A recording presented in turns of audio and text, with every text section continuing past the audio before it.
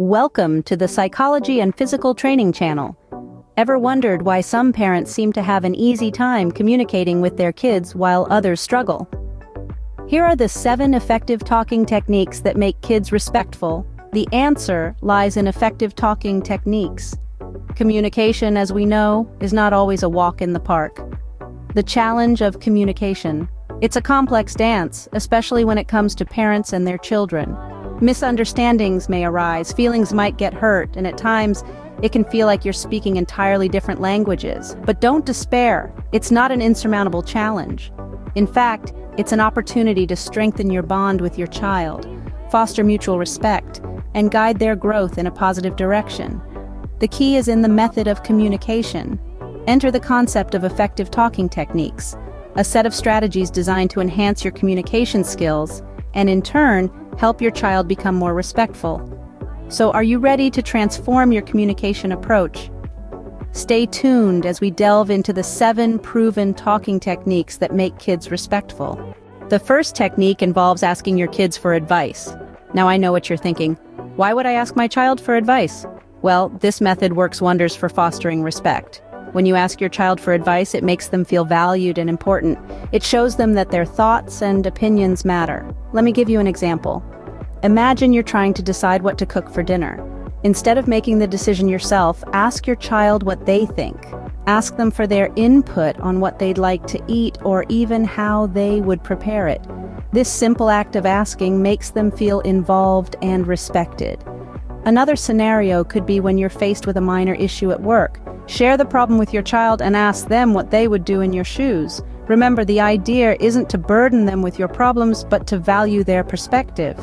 Remember, asking your child for advice not only solves your problem, but also makes them feel respected. The second technique is about providing choices. Choices have a magical allure. They make us feel powerful, in control, and respected. Now imagine how it feels for a child. When we provide choices to our kids, we are not just giving them options. We're empowering them, teaching them valuable lessons about decision-making, and showing them that their opinions matter. Let's consider a simple example. Suppose it's dinner time. Instead of directly serving the meal, you could ask, "Would you like broccoli or carrots with your dinner tonight?" This choice, though seemingly small, can make a big difference.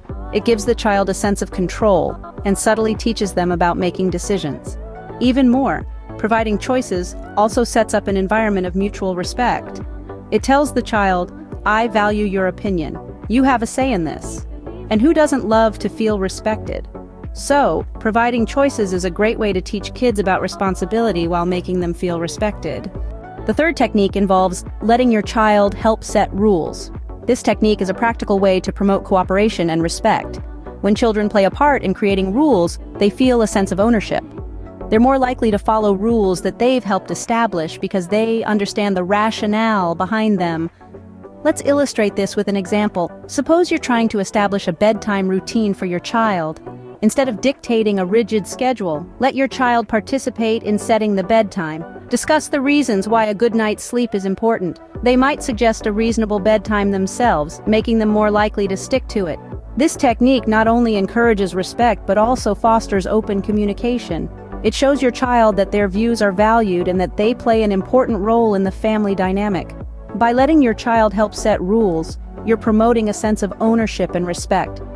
The fourth technique is about sharing laughter. Imagine a home where laughter rings out regularly. It's a place of joy, warmth, and connection. That's the power of sharing laughter with your child. It's more than just a moment of fun. It's a bonding experience that strengthens your relationship. Let's say you're building a tower of blocks together and it topples over. Instead of focusing on the disappointment, you both erupt into giggles.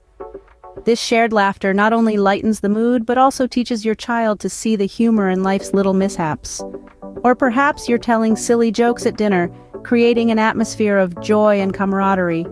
This shared joy encourages your child to see you not just as a parent, but as someone they can genuinely enjoy spending time with.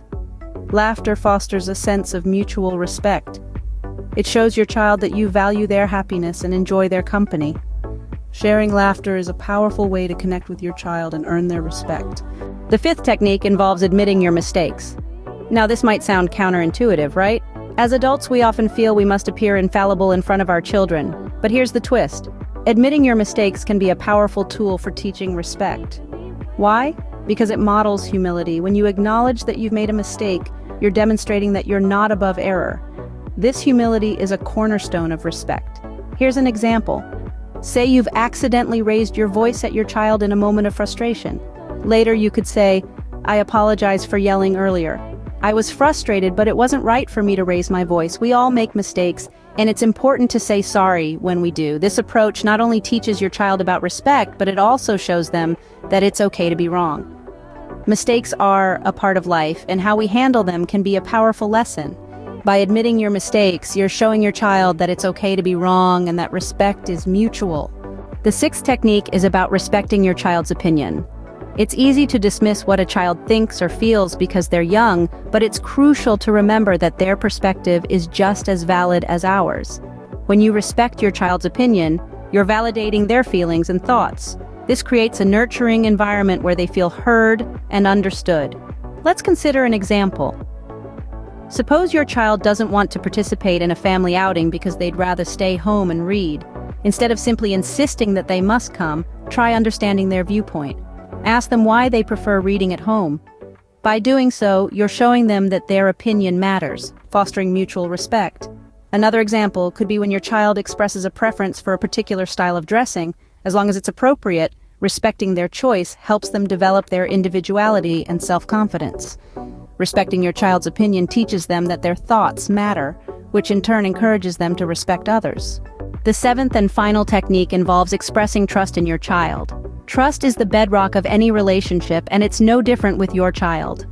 When you express trust in them, you're not just saying you believe in them, you're also showing them that their actions have value and meaning. This can significantly boost their confidence and promote respect. For instance, let's say your child has been tasked with a responsibility like taking care of a pet. By expressing trust in their ability to handle this task, you're essentially saying, "I believe you can do this. I trust you." This empowers your child, gives them a sense of importance, and fosters respect not just for you but for themselves and others as well. Remember, trust is not given lightly. It's earned. And when your child sees that you're willing to place your trust in them, they'll strive to be worthy of it. Expressing trust in your child shows that you believe in them, encouraging them to respect you and others. So, those were the 7 effective talking techniques that make kids respectful. To recap, we've discussed the power of asking for advice, which can help children feel valued. Providing choices empowers them, allowing them to take responsibility for their actions. Letting your child help set rules fosters a sense of ownership. Sharing laughter, it's a universal language that brings us closer. Admitting your mistakes teaches them humility and honesty. Respecting their opinion shows that their thoughts matter, and expressing trust in them boosts their confidence and self-esteem.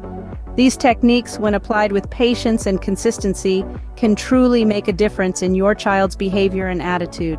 But remember, every child is unique, so it's essential to adapt these techniques to fit your child's individual personality and needs. Remember, effective communication is key in fostering respect. Happy parenting! And if you like this video, do not forget to subscribe and follow the Psychology and Physical Training channel for more videos. Thank you for watching.